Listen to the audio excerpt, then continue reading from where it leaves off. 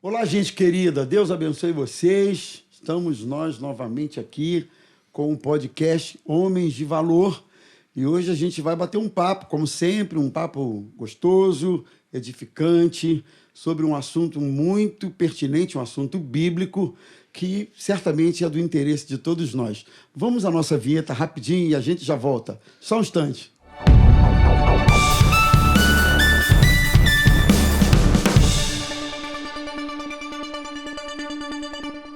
Então, gente querida, Deus abençoe vocês. Estamos nós aqui de volta novamente com o podcast Homens de Valor. E hoje nós vamos bater um papo com esse time aqui bonito, abençoado de pastores. E a gente vai bater um papo sobre milagre. O que é milagre? Afinal de contas, o que é que caracteriza milagre? São algumas perguntas que a gente vai fazer ao longo do nosso bate-papo. E importante, compartilhe o link desse programa com um amigo, com um conhecido, com qualquer pessoa. Aliás, o podcast é podcast Homens de Valor, mas é importante a gente lembrar que é um programa, um papo útil, edificante para qualquer pessoa. Né? Então, dá essa força aí para a gente, compartilha o nosso programa. Nosso time de hoje está aqui, pastor Maurício Quintão.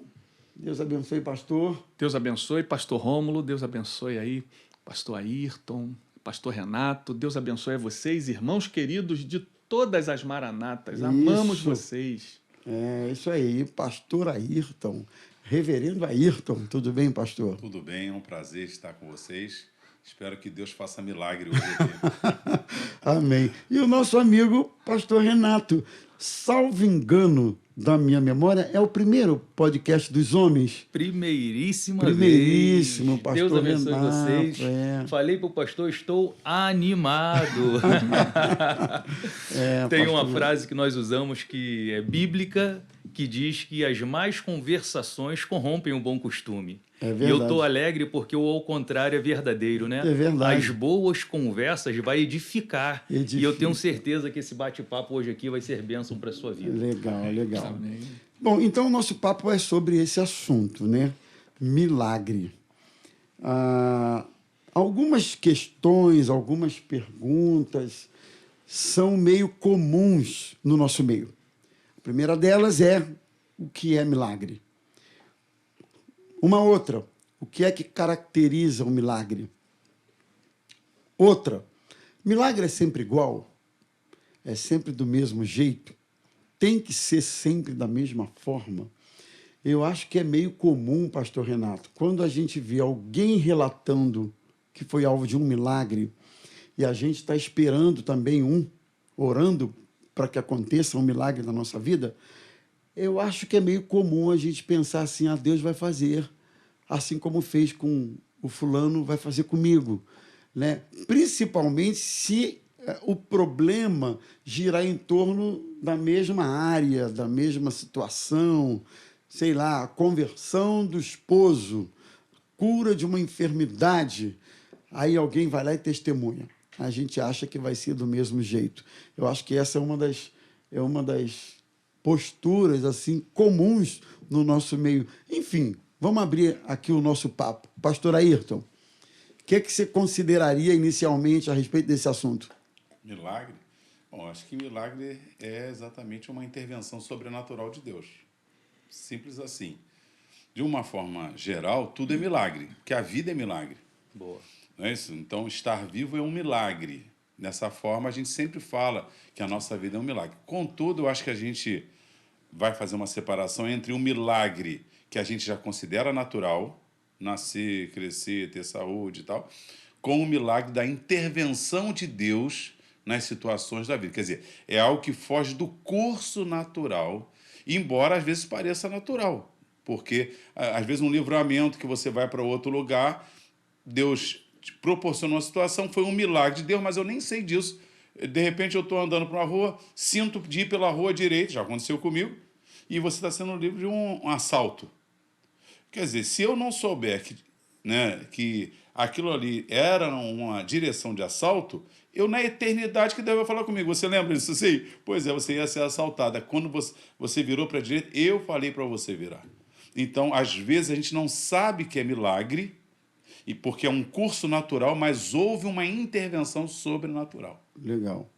Alguém disse que milagre é essencialmente um acontecimento marcado por mistérios. Milagre, no sentido de intervenção sobrenatural de Deus, nesse ponto que você tocou aí.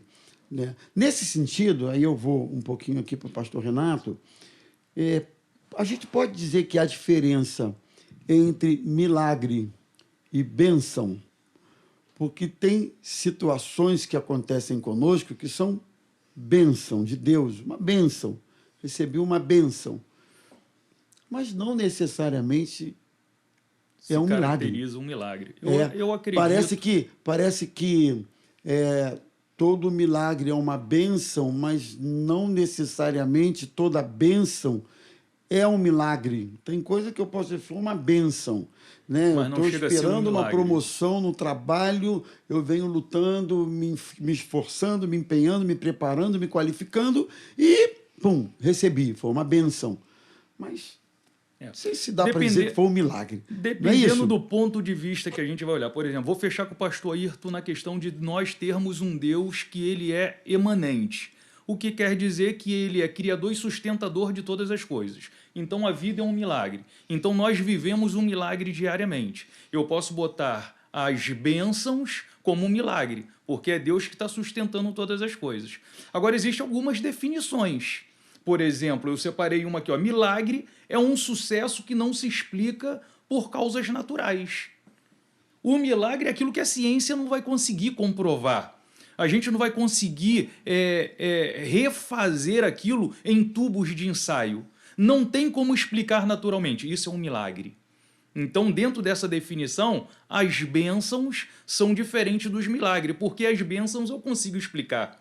Eu fui promovido no trabalho, mas por que eu fui promovido e recebi essa bênção? Porque eu me dediquei, porque eu estudei, porque eu fui fiel, a bênção aconteceu. Eu consigo explicar. O milagre não. Essa definição dá luz ao nosso jargão. Milagre não se explica. Eu acho que é mais ou menos por aí. Não se explica. E eu até pontuei também aqui algumas questões sobre isso, que milagre é um acontecimento marcado por mistérios.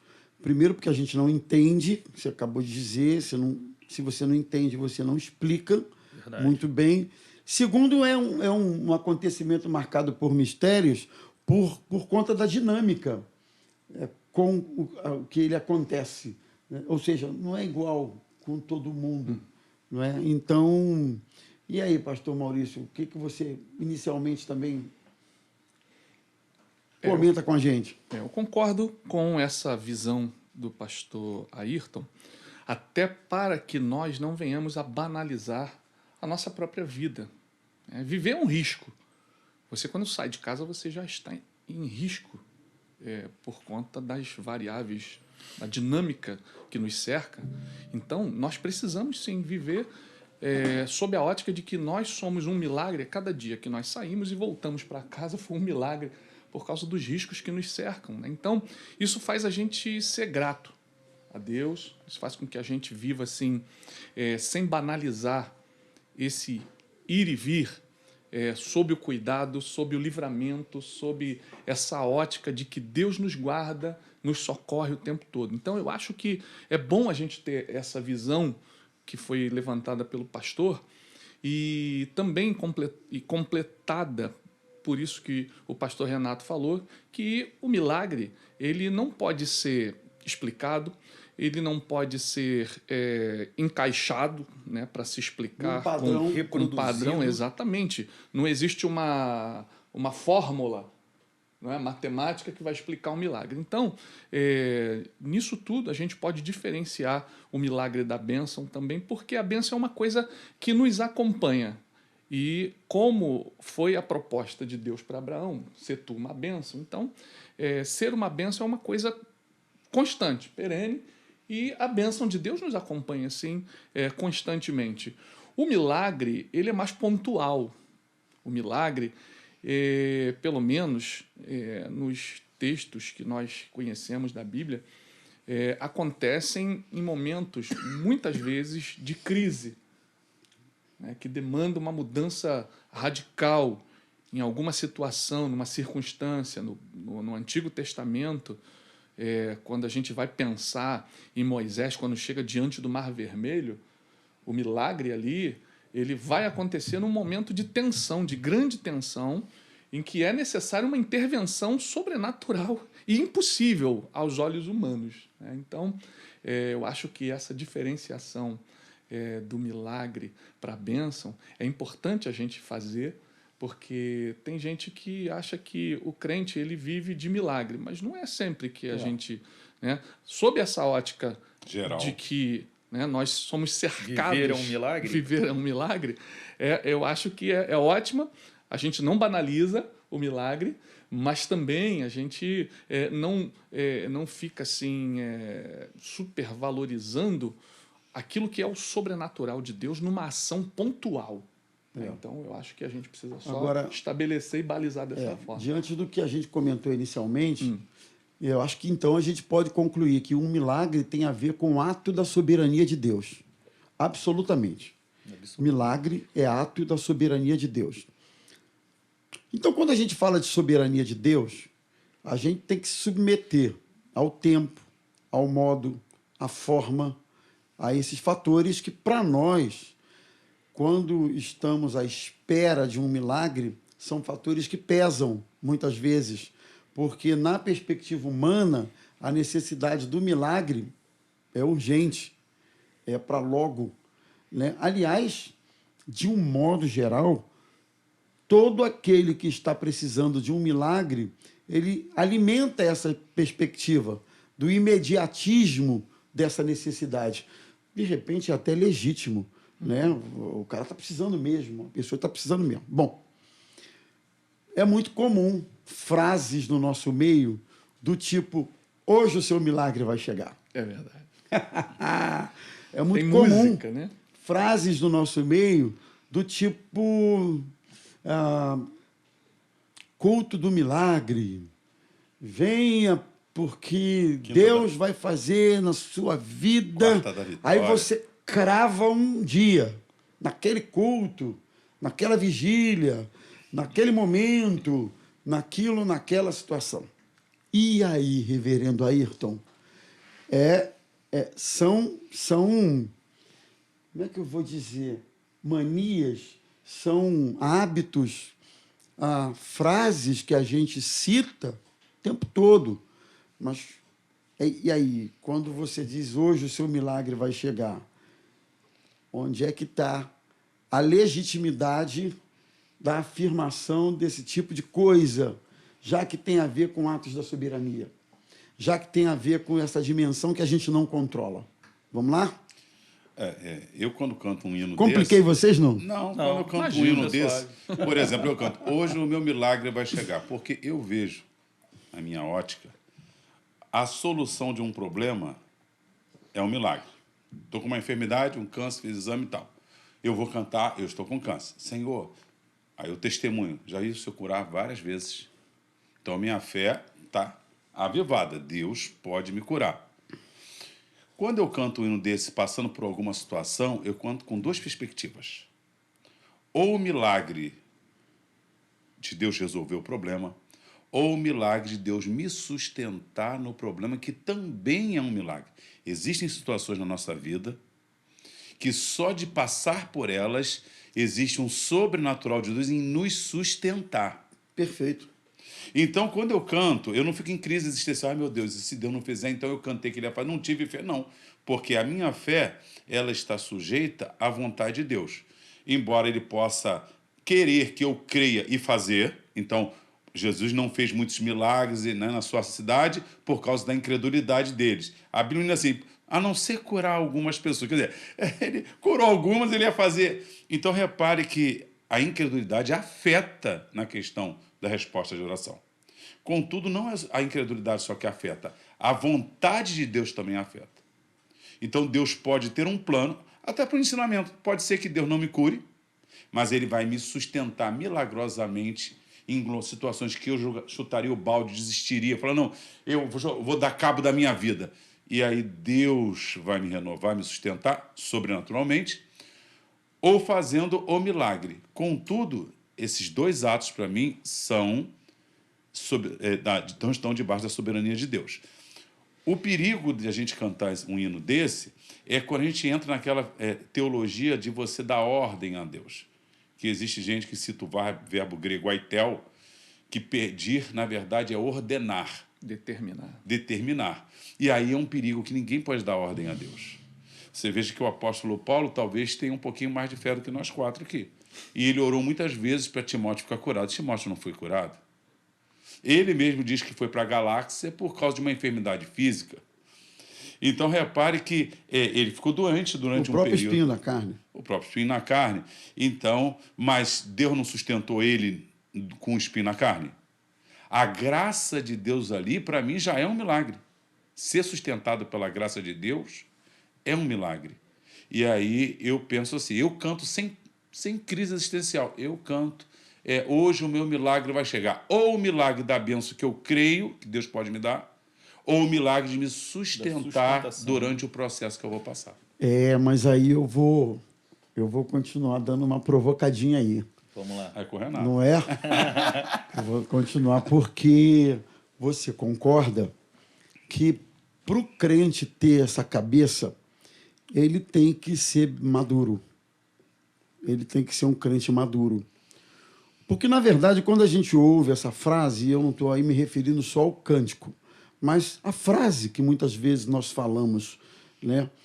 Quando a gente escuta não tanto na perspectiva da graça, sustentar no problema. A gente escuta e ora na perspectiva da solução. Sim. Estão me entendendo? Do problema. Então, você precisa ter cuidado com relação a essas expectativas de milagre, para isso não viver gerando frustrações e até conceitos errados a respeito de Deus, da soberania de Deus, da misericórdia de Deus, do amor de Deus. Vocês devem lembrar de uma máxima, eu não vou conseguir me lembrar a fonte, mas a frase eu me lembro, que é o seguinte: se Deus pode e não faz, é porque não ama. Se ele ama e não faz, é porque não pode. Baseado naquela oração de Jesus no Getsêmani. Se Deus pode e não faz, é porque ele não ama. Mas se ele ama e não faz, é porque não pode. Então, gera-se um conflito na alma de alguém que tem lá a sua urgência de ver uma solução e que naquele momento ele não está pensando na graça. Talvez ele nem se dê conta que ele só conseguiu chegar até onde ele chegou, aguentando aquele tempo todo naquele problema, é porque a própria graça sustentou ele. A própria graça sustentou. E ele não se deu conta disso, né? Então, isso existe, pastor, essa necessidade da maturidade, o cuidado com a frustração, a responsabilidade com quem fala isso no púlpito. Porque essas frases inflamam o povo. Essas frases incitam as pessoas, encorajam as pessoas a crerem que naquele momento, naquele tempo, naquela reunião, o tal milagre vai acontecer. Para que não haja uma frustração na pessoa, concordo que ela precisa ser uma pessoa madura. Top. Sendo que eu tenho aprendido e eu tenho caminhado dentro de uma vibe da seguinte forma: eu preciso, de alguma forma, ajudar aqueles que me cercam. Quando eu pego uma pessoa que não é tão madura na fé, eu acho que eu preciso ensinar ela a exercitar a sua fé. Agora, como é que eu vou colocar isso? Hoje o seu milagre vai chegar ou eu estou orando para que seu milagre seja hoje? Aí eu vou começar a orar junto com essa pessoa na perspectiva: Deus pode fazer, se Ele quiser, Ele pode fazer. Mas se Ele não fizer, eu descanso na soberania de Deus. E por isso nós temos a nossa Quinta Viva com Cristo, o nosso culto de oração, nós temos a Quarta da Vitória. São situações que vai nos ajudando a firmar o nosso posicionamento. Eu estou precisando de um milagre, eu vou caminhar na direção desse milagre. Eu tenho pregado por esses dias, três pontos para que o milagre aconteça. Primeiro, a gente precisa do favor real, que é o favor de Deus.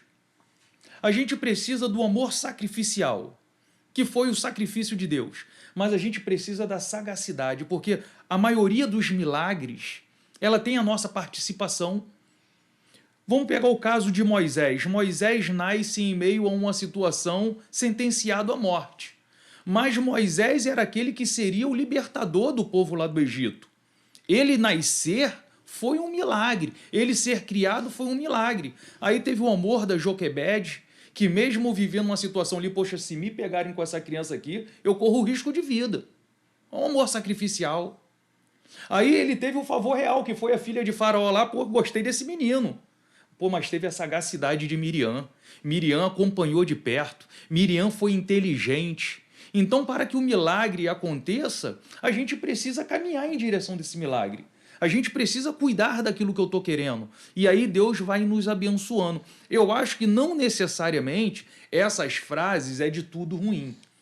A gente só precisa saber colocar essas frases. Eu não tenho autoridade para dizer, Rômulo, hoje o teu milagre vai chegar, a não ser que Deus tenha me revelado.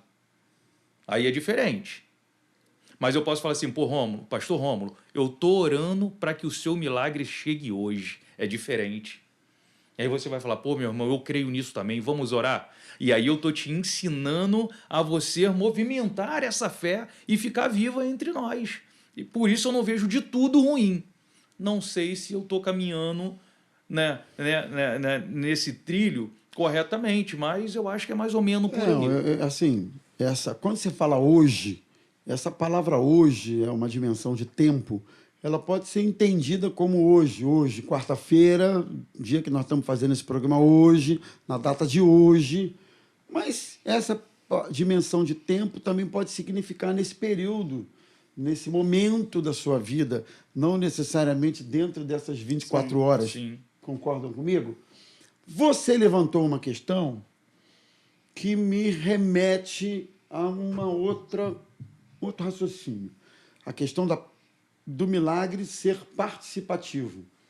A gente encontra na Bíblia alguns milagres que realmente tiveram a participação humana, na medida em que algum movimento por parte do homem teve que acontecer, né? Então, milagre participativo.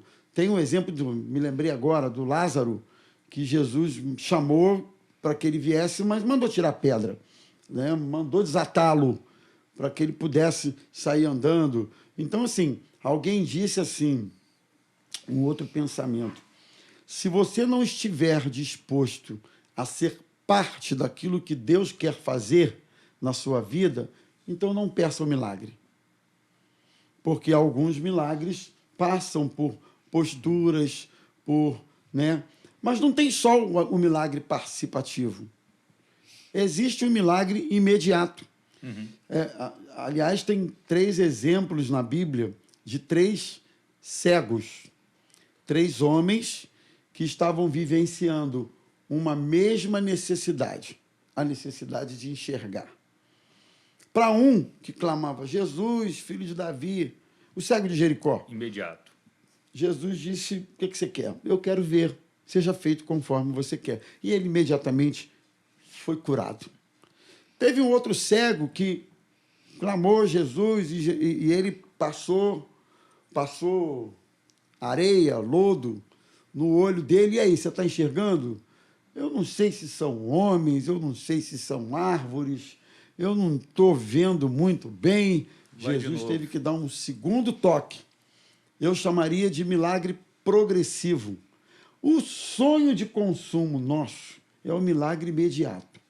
É aquele que a gente ora e Deus, cura. Acho que é o sonho de consumo. O milagre progressivo, pastor Maurício, você podia comentar um pouquinho sobre ele, é aquele milagre em que Deus vai fazendo a obra paulatinamente. No caminho. Você perceber numa circunstância que houve uma ação de Deus no pouco que se conseguiu caminhar, né? Houve uma ação de Deus. Você não conseguiria caminhar se não fosse essa ação de Deus. De repente, um marido duro, ou uma esposa que não aceita o evangelho, ou um filho que não aceita o evangelho, um exemplo, né? Ou uma enfermidade e, de repente, você nota uma mudança no sintoma, uma mudança no exame, que os próprios médicos ainda não é conclusivo, mas houve uma mudança. E aquela fração de mudança que houve, por si só, não haveria se não fosse Deus. Existe isso, pastor, esse milagre progressivo, né? São etapas que vão se modificando na nossa vida.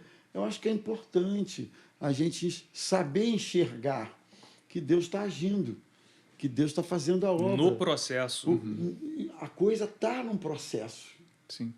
Eu glorifico a Deus pela Bíblia Sagrada, pela Palavra de Deus, pelo Evangelho, porque nos milagres de Jesus nós temos subsídios para aprender todas essas nuances que nós estamos discutindo aqui, estamos levantando, debatendo, e é interessante a gente prestar atenção na condução até do que está sendo falado, exatamente para que a gente não dê o aval para que se formate o milagre Sim. dentro de um único espectro, não é?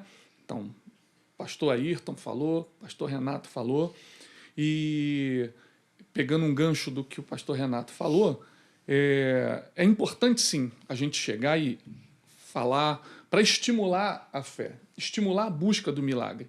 No entanto, a frase de efeito, dependendo da maturidade da pessoa, do tempo que ela tem de igreja... Pode ser perigoso. Pode ser perigoso, porque você coloca ela dentro de uma dimensão imediatista... Alimenta uma perspectiva... que é irreal diante do que a Bíblia nos ensina, né? Porém, é importante nós estimularmos, é importante nós darmos às pessoas... uma indicação de que ela precisa buscar e que esse milagre ele pode acontecer agora, imediatamente, mas ele pode também ser progressivo, ser dentro de uma ação de Deus progressiva em que nós vamos chegar no ápice desse milagre e tudo isso é dentro de um propósito de Deus, né? Nós precisamos ensinar. E o Delino Marçal foi muito feliz quando ele fez a música Se Deus Fizer... Ele é Deus. Se não fizer, continua sendo Deus, né? Essa música é uma música que eu acho que é muito didática nesse sentido. E a gente, de alguma forma, através desse louvor, tem deixado bem claro para as pessoas que Deus não vai deixar de ser Deus se ele fizer um milagre ou não, né? Então, isso tudo a gente precisa deixar bem claro para as pessoas terem uma fé no sobrenatural, mas dentro dos princípios da palavra de Deus, onde nós vemos, sim, milagres progressivos.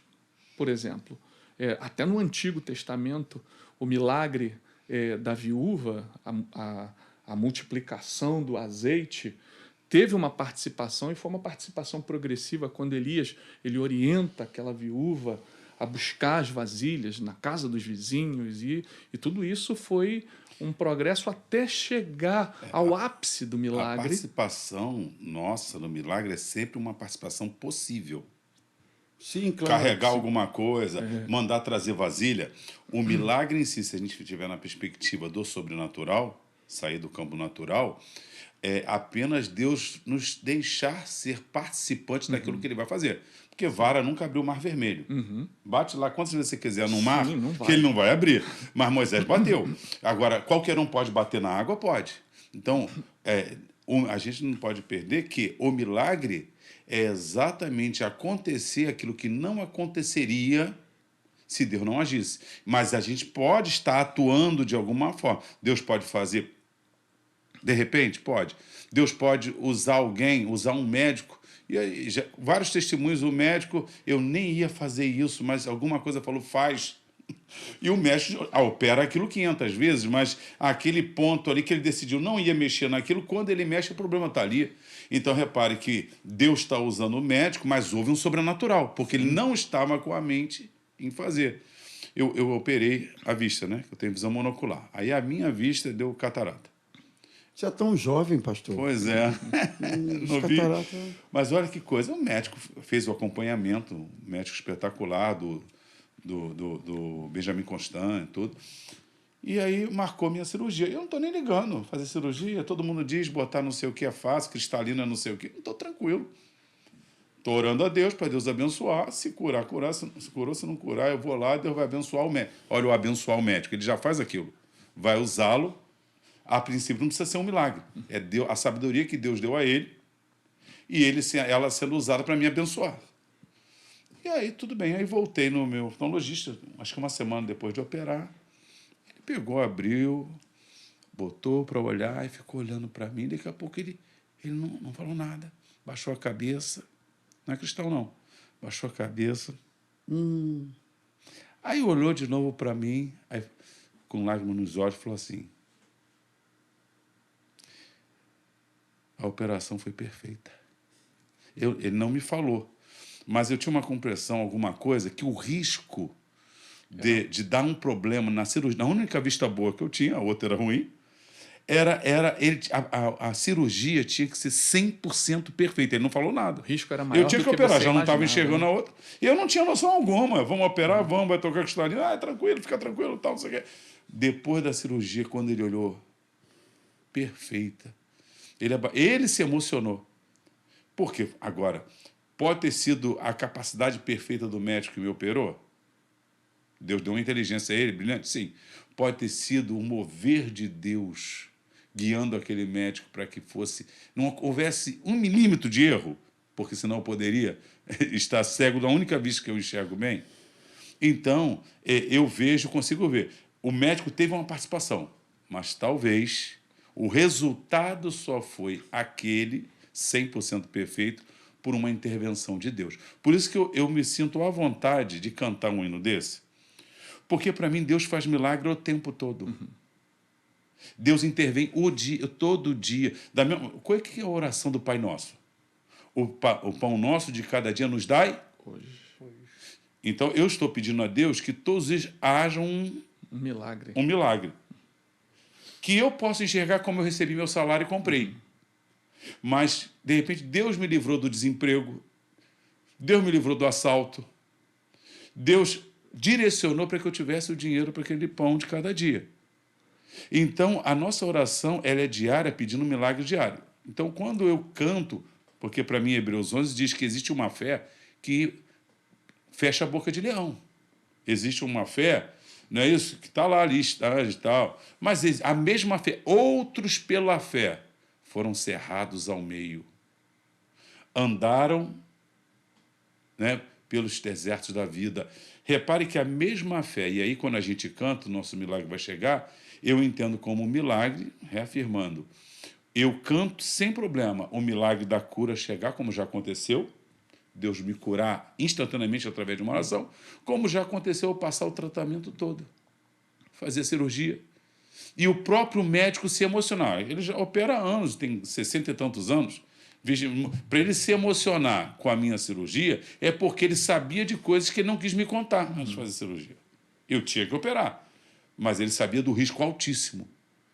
Então, milagre, embora a gente participe, a nossa participação é dentro da limitação humana. Claro. Falou em milagre para mim, Deus fez alguma coisa que deu uma diferença no resultado que seria sem a ação dele. Agora, a participação sacrificial que você citou, a gente pode pensar o caso da mulher do fluxo de sangue. Boa. Que você vai entender o sacrifício que aquela mulher fez para tocar nas vestes de Jesus. Eu diria que é a participação humana. É isso uma aí. participação, É óbvio. porém sacrificial. Mas se ela tocasse na minha veste quando estivesse passando, Não ia acontecer. ela podia passar, Óbvio. apertar, chegou, encostei na veste do Ailton. Ou a Ia gente ficar poderia doente. até, perdão, reverendo, Pois não, a gente pois poderia não, até reverendo. dizer que se ela deixasse Jesus passar como estava passando e não tivesse deslocamento, atitude, nada em relação, nenhum movimento em relação ao que ela precisava, nada teria acontecido. Eu queria pegar esse gancho. É razoável até concluir isso, porque né? Não, Esse não gancho- só pelo toque, mas pela forma como ela Ele é tocou. sacrificial, participativo e progressivo. Progressivo. E aí o senhor tocou na questão do cego de Jericó. Dizem Sim. os estudiosos que seria a última vez que Jesus passaria por ali. Sim. Se ele não clama, se ele não insiste,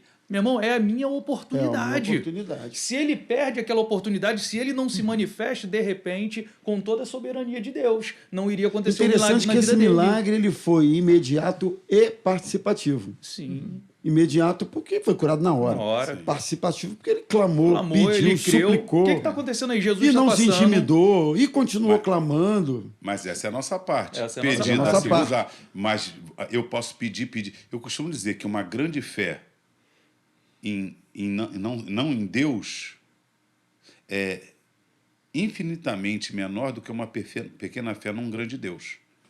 Deus pode tudo, e a minha fé é desse tamanho. Efésios 3, né, diz lá que ele é poderoso para fazer infinitamente mais do que pedimos ou pensamos. Então eu creio nesse Deus, eu estou crendo que ele pode fazer isso aqui, mas ele é tão poderoso que ele faz muito mais. Agora, eu posso buscar uma divindade que eu me mato, que nem Baal lá, eu me corto todo, eu faço de tudo, não vai atender. Mas é o que eu digo, a nossa participação de tocar na veste, de ir ao culto, vamos à reunião de oração, fui lá, a De ir mulher, atrás do Deus me milagre. revelou que você está com problema no sangue, ele vai te curar agora, vem à frente. Eu fui à frente. Qual foi a minha participação? Se eu não fosse aquele culto, ela não me chamaria para orar. Então, existe uma participação humana de esforço, de tudo. Mas o milagre se caracteriza Pela ação que de Deus. sem a ação de Deus não aconteceria Sim. ação sobrenatural. Então, Lázaro, qual foi a participação humana? Foram com Jesus até o túmulo.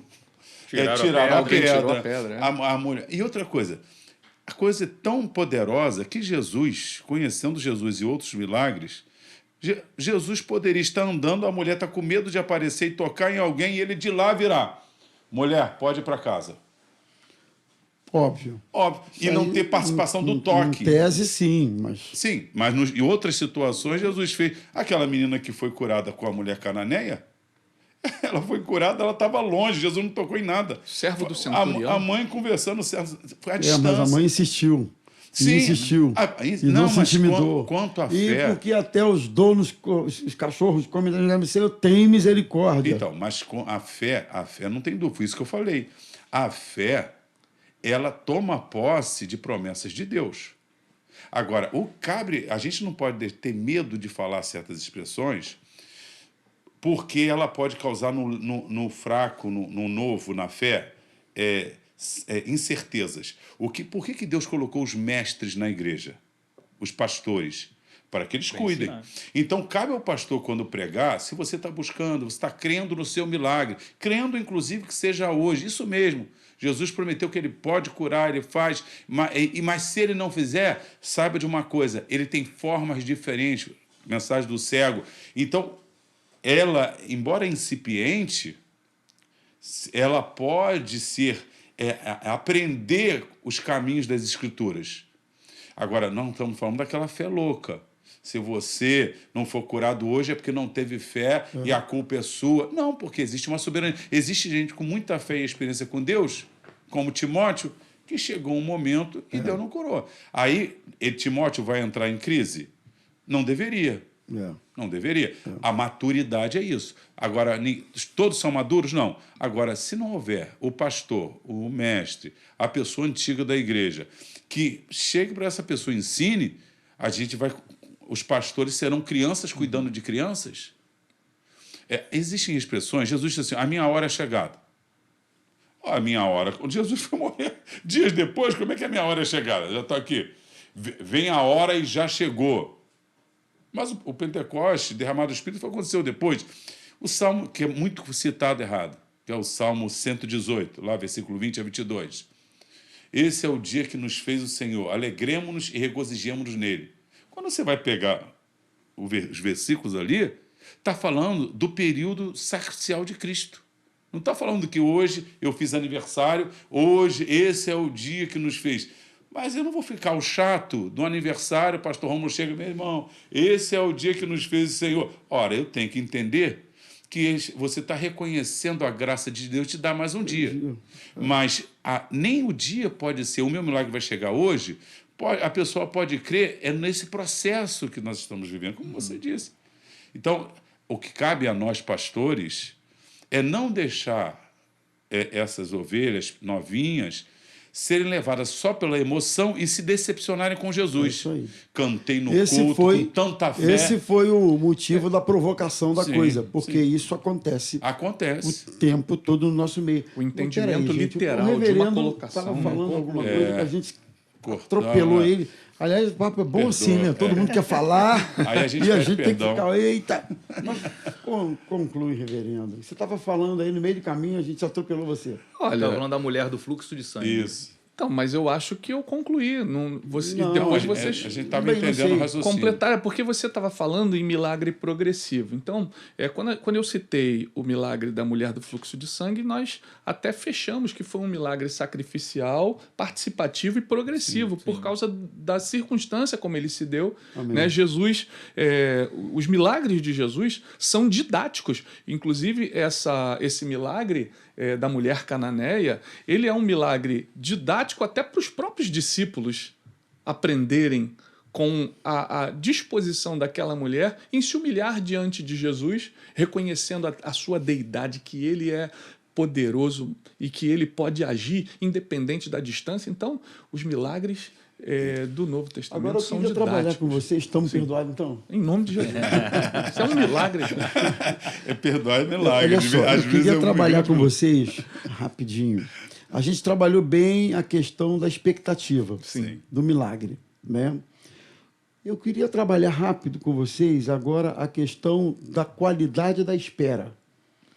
Porque, como a gente viu, ele pode ser imediato, participativo, progressivo, ele pode acontecer dentro de uma dinâmica que exija de nós uma espera.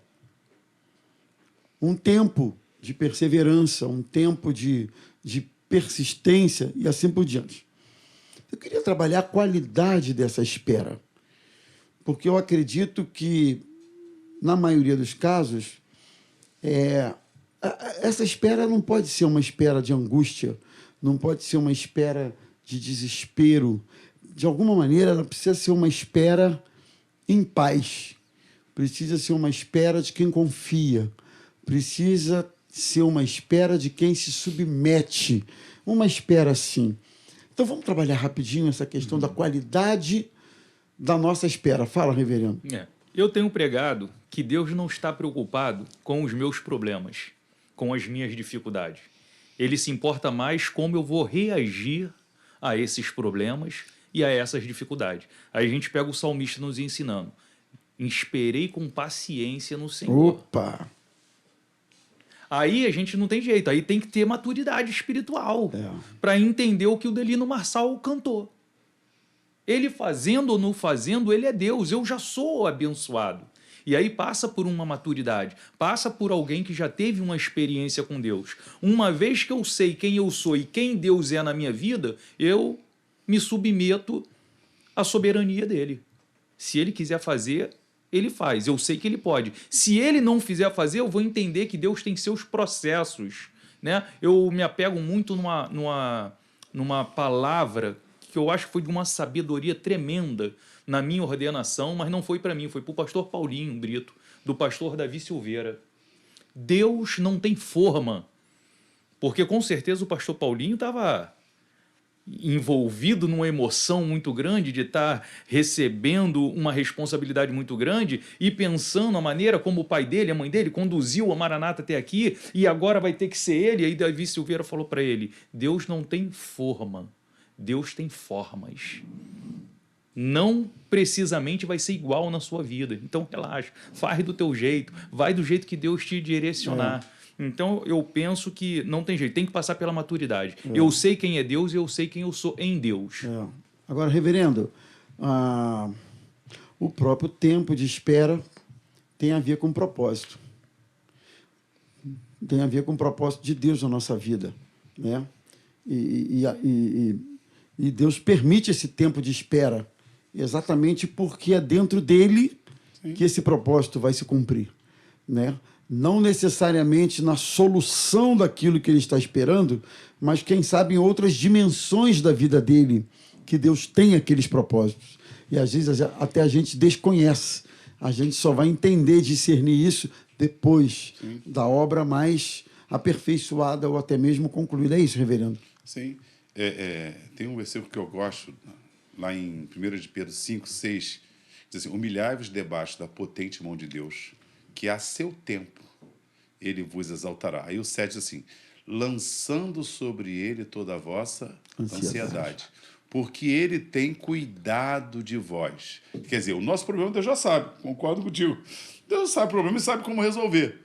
Aí o nosso problema vira ansiedade, porque nós estamos no tempo, Deus fora do tempo. Para a gente, o tempo é terrível quando você está no problema. Aí o que diz Pedro? Sede sóbrios, vigiai. O diabo, vosso adversário, está a vosso redor, procurando a quem possa tragar. Aí ele diz: o qual resisti firme na fé. Então, a palavra fé e esperança, eu vejo duas coisas diferentes. Embora a gente, às vezes, fale como sinônimo, às vezes é a mesma, né, sinônimo. Fé é certeza, confiança. Esperança é expectativa. Certo. Eu posso ter certeza que Deus vai me dar um carro. Agora, outra coisa, eu tenho certeza e eu quero que Ele me dê. Eu espero. É hoje, Senhor, que o Senhor vai me dar o carro? É hoje, Senhor, que o Senhor vai me curar?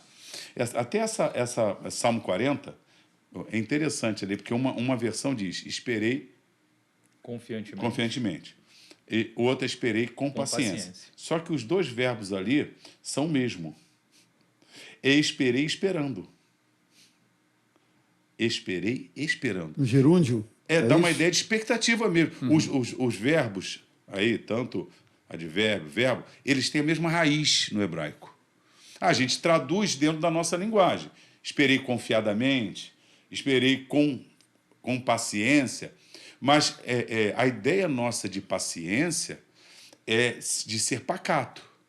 A ideia bíblica é de perseverança. Tanto que você tem versão que no mesmo versículo fala paciência, no outra versão fala perseverança. Romanos 5 diz, né, a tribulação produz perseverança. E uma outra tradução, paciência. E a paciência produz experiência. E a experiência, esperança. E a esperança não traz confusão. Por conta, ou seja, esse estágio todo da tribulação, Deus está nos amadurecendo. É só no final da esperança que o amor de Deus é derramado nos nossos corações. Então, por que Deus não faz na hora? Porque Ele quer nos dar crescimento espiritual. Você só pode ter experiência se passar pela tribulação. Se toda vez que começar um problema Deus resolver na sua vida, você não vai ter experiência. Você tem experiência porque você passou um processo.